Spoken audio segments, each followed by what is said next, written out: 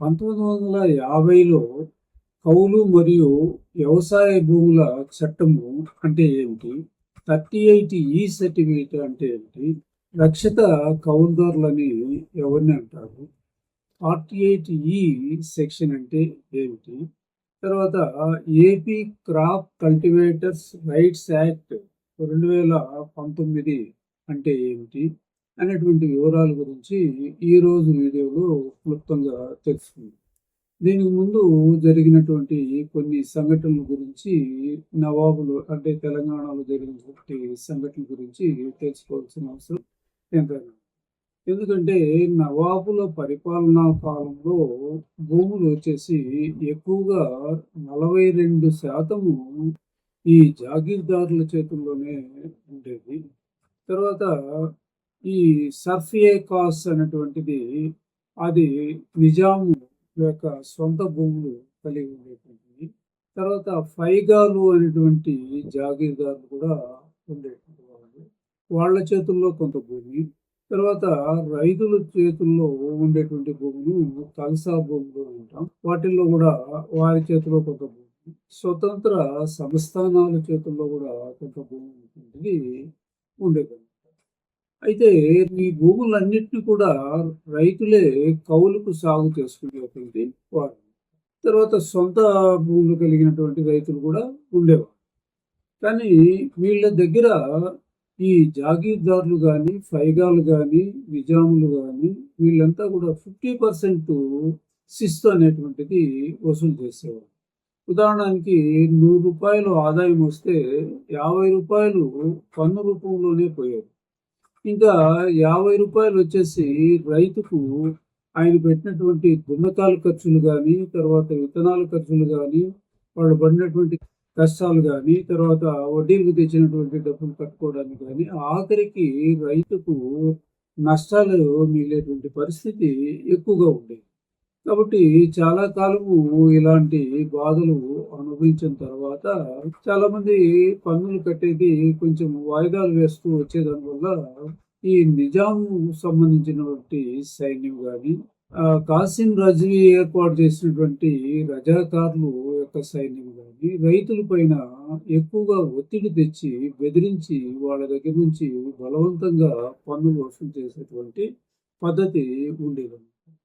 అందువలన రైతులు చాలా ఇబ్బందులకు గురయ్యే, అనేక బాధలకు గురయ్యేదాని వల్ల రైతుల్లో తిరుగుబాటు అనేటువంటిది రావడం జరిగింది. దీనికి ఒత్తాసుగా వాళ్లకు కమ్యూనిస్ట్ నాయకులైనటువంటి రవి నారాయణ రెడ్డి గాని, తర్వాత బద్దం ఎల్లారెడ్డి గాని, మగ్దుం మొహిద్దీన్ గాని వీళ్ళంతా కూడా వాళ్లకు సహకరించి వేలాది మంది రైతులు ఆయుధాలు చేత పెట్టుకుని పోరాటం చేయడం జరిగింది. ఈ పోరాటము 1946 నుండి 1951 వరకు ఇది కొనసాగింది. ఇంత లోపల 1948లో భారత సైన్యము వారిపైన దండయాత్ర చేసి ఈ నిజాం నవాబు యొక్క రాజ్యాన్ని భారత యూనియన్లో కలుపుకోవడం జరిగిన తర్వాత అప్పుడు ప్రజాప్రభుత్వం అనేటువంటిది 1948 నుండి మొదలైంది. తర్వాత 1956 నవంబర్ 1వ తేదీన ఆంధ్ర ఏరియాలో కలిపి మొత్తం ఆంధ్రప్రదేశ్గా ఏర్పాటు చేయడం జరిగింది. కానీ వీళ్ళ యొక్క పోరాట ఫలితంగా 1956లో వచ్చినటువంటి కౌలు మరియు వ్యవసాయ భూముల చట్టం ప్రకారము ఈ కౌలుకైతే ఎవరైతే సాగు చేసుకుంటూ ఉన్నారో ఆ భూములన్నిటికీ కూడా కౌలుదారులకు పట్టాలు ఇవ్వడం జరిగింది. అంటే దాన్ని దేని బేసిస్గా తీసుకొని ఇవ్వడం జరిగిందంటే 3 రకాలుగా 1943కి ముందు 6 సంవత్సరాలు, 1948కి ముందు 6 సంవత్సరాలు, 1948 మరియు 1956 మధ్య సాగు చేసే 6 సంవత్సరాలు కంటిన్యూస్గా సాగు చేసేటువంటి వ్యక్తుల యొక్క వివరాలను సేకరించి ఒక రికార్డులలో నమోదు చేయడం జరిగింది. వీళ్ళందరికీ కూడా రక్షిత కౌలుదారులుగా నామకరణం చేసి వాళ్లకు ఆ భూములనే వారికి పట్టాలు ఇవ్వడం కూడా జరిగింది. కాబట్టి ఈ నవాబులు సొంత భూములైనటువంటి 20,60,60,000 ఎకరాలు తర్వాత ఫైగాల్ దగ్గర ఉండేటువంటి 20,40,000 ఎకరాలు ఇవన్నీ కలిపి మరియు జాగీర్దారులు కూడా 975 జాగీర్లుగా ఉండేటువంటి తర్వాత స్వతంత్ర సంస్థానాల దగ్గర ఉండేటువంటి భూములు అన్ని గవర్నమెంట్ స్వాధీనం చేసుకుని రైతులకు పట్టాలు ఇవ్వడం మొదలు. ఇది కాకుండా రైతుల వద్దే అప్పుడే 2 కోట్ల చిల్లర భూములు రైతుల వద్దే ఉండేవి. వాటిని కల్సా భూములు పేర్లతో పిలిచేటువంటి వాడు. ఈ సందర్భంలో ఈ రక్షిత కౌలుదారులు వ్యవస్థ తీసుకురావడం జరిగింది. అయితే వాళ్లకు కంటిన్యూస్గా ఎవరైతే 6 ఏళ్ళు పొజిషన్ పెట్టుకున్నారో వాళ్ళందరికీ 38E సర్టిఫికేట్ అనేటువంటిది జారీ చేయడం జరిగింది. ఈ జారీలో దాంట్లో 48A అనేటువంటి ఒక సెక్షన్, అంటే 1950లో వచ్చినటువంటి ఆ చట్టంలోని సెక్షన్ ప్రకారము 8 ఏళ్ల వరకు వాటికి ఎలాంటి పరాధీనం చేయరాదు, అంటే ఇతరులకు అమ్ముకోరాదు అనేటువంటి షరతులు పెట్టి ఇవ్వడం కూడా జరిగింది. 8 సంవత్సరాల తర్వాత వాళ్లకు ప్రైవేట్ పట్టాల కింద ట్రీట్ చేసి వాళ్ళు అమ్ముకోవచ్చు, తర్వాత లీజుకి ఇచ్చుకోవచ్చు, తర్వాత బ్యాంకులో లోన్లు పెట్టి తెచ్చుకున్నటువంటి అన్ని సౌకర్యాలను కూడా కల్పించడం జరిగింది. ఈ రక్షిత కౌలుదారుల వ్యవస్థ అనేటువంటిది ఓన్లీ తెలంగాణ రాష్ట్రానికి మాత్రమే వర్తిస్తుంది, కానీ ఆంధ్రప్రదేశ్కు ఈ చట్టం అనేటువంటిది వర్తించదు. ఎందుకంటే ఆంధ్రప్రదేశ్లో ఇదివరలో 1802లోనే రైతులకు ఆ భూమి హక్కులు అనేటువంటివి కల్పించడం జరిగింది. వాళ్ళు కౌలుదారులు కాకుండా యజమానులుగానే ట్రీట్ చేయడం కూడా జరిగింది. కాబట్టి తెలంగాణలో మాదిరిగా ఇక్కడ సాయుధ పోరాటం చేయాల్సినటువంటి అవసరం లేకపోయింది. అయితే కొన్ని భూములు మాత్రము ఈ ఎస్టేట్స్, అంటే జమీందారుల యొక్క సాగు అది 1948లో వాటిని కూడా జమీందారీ వ్యవస్థను రద్దు చేయడం జరిగింది. ఇనాందారీ వ్యవస్థను రద్దు చేయడం జరిగింది.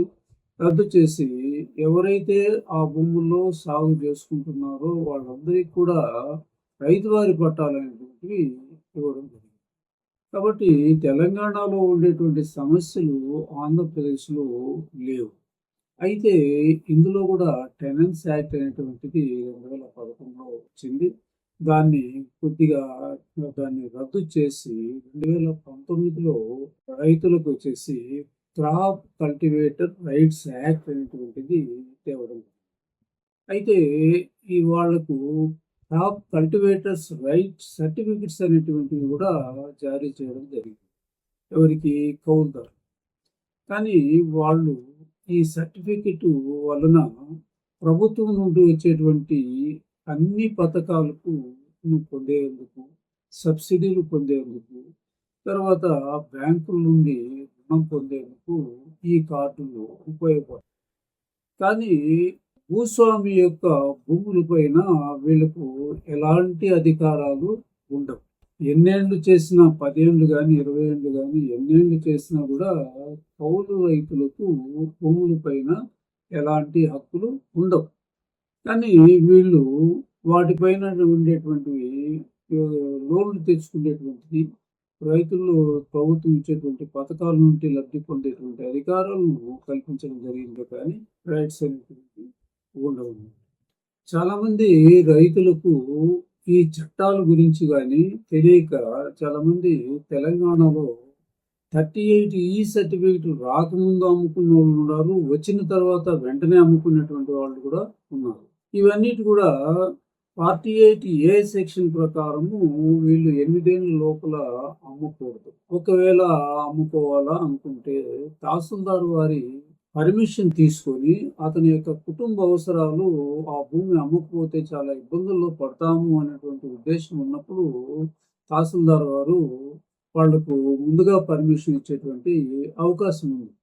ఆ విధంగా చాలామంది తెలియక కోర్టు చుట్టూ తిరుగుతూ వాళ్ళు వారసులు తిరుగుబాటు చేసేటువంటి అవకాశాలు కూడా చాలామంది చేస్తున్నారు.